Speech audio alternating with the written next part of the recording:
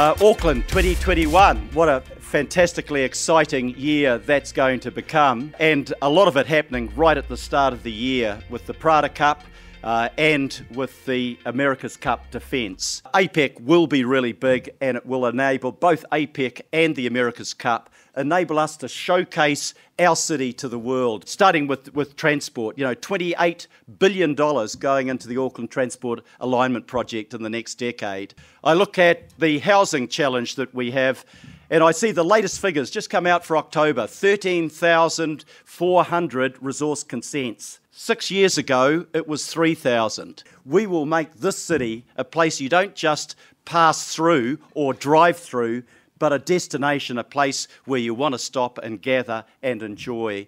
Cities are the future. That is where the economic, the environmental gains will be won and lost. And doing it smartly is the key thing we're talking about. So Project Auckland today, it's all about smart cities, smart thinking.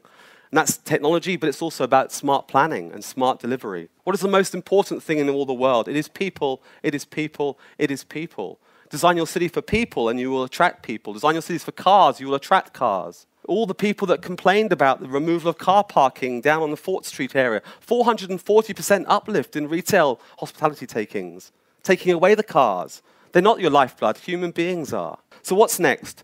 The planning committee recently, the mayor and Councillor Darby said to us, be bold, teams. We want a better city. We want a city for people. And so they've endorsed this extraordinary new plan. Light rail will bring 10,000 people per hour back into the central city. That's economic lifeblood to all the shops and restaurants that so need it. It took us 48 years to get to 15 million passengers and only 4 years to get to 20.6 million, so about 5.5 extra million passengers in a short space of time. And that was really a function of the explosion in connectivity to cities around the world. We are now much better connected than ever before, and we are embarking on a very, very significant redevelopment, and in fact, the biggest in our history. And we are determined to try and set up our airport, transport and other systems to be more durable and flexible for the longer term, so expansion is not so challenging. The one thing I wanted to touch on was just the challenge of who is going to build all these things. And one of the things we're doing is a project called ARA, which is a partnership with MSD, MB,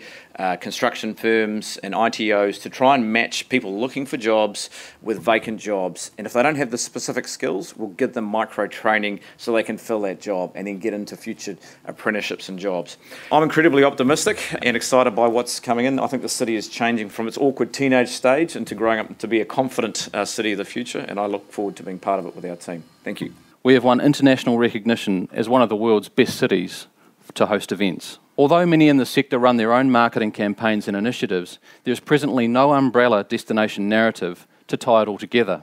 Work has been underway on this for some time, with some of the preliminary insights from our research confirming that we need to do a lot to overcome the perception that Auckland is simply a gateway to Queenstown. You can either opt to be a champion for Auckland and convey the passion of people like Ludo, or we can chip in from the sideline and come to the party too late to make a difference. We will fail to grasp the opportunity if we are complacent and indecisive, and if we don't effectively communicate to bring all Aucklanders on the journey now.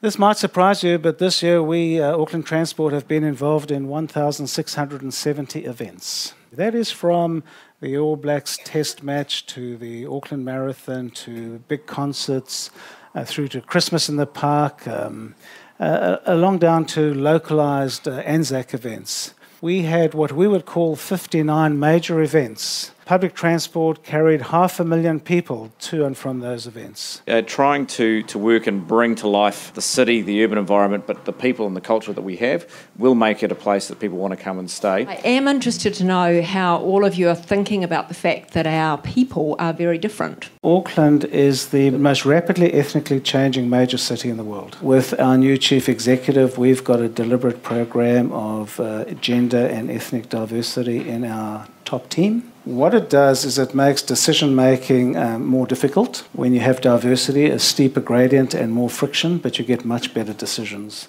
On the diversity front, we're really proud of the work that we do to deliver the cultural festivals in Auckland. They're growing year on year. Our Lantern Festival is one of the largest in the world. 2021, if Auckland will be a smart city if we have done what? Delivered the greatest America's Cup that's been to date? I think if we've taken the opportunity around 2021 to get private enterprise, local government and central government in a broad love fest, to use the metaphor, looking out 10 and 20 years, not just to the next few years. If we've given every Aucklander a reason to be proud of the city that they live in, and they feel that they've been engaged in that process. For transport, we need to be already delivering mobility as a service. It's a tight timeline, but that's possible.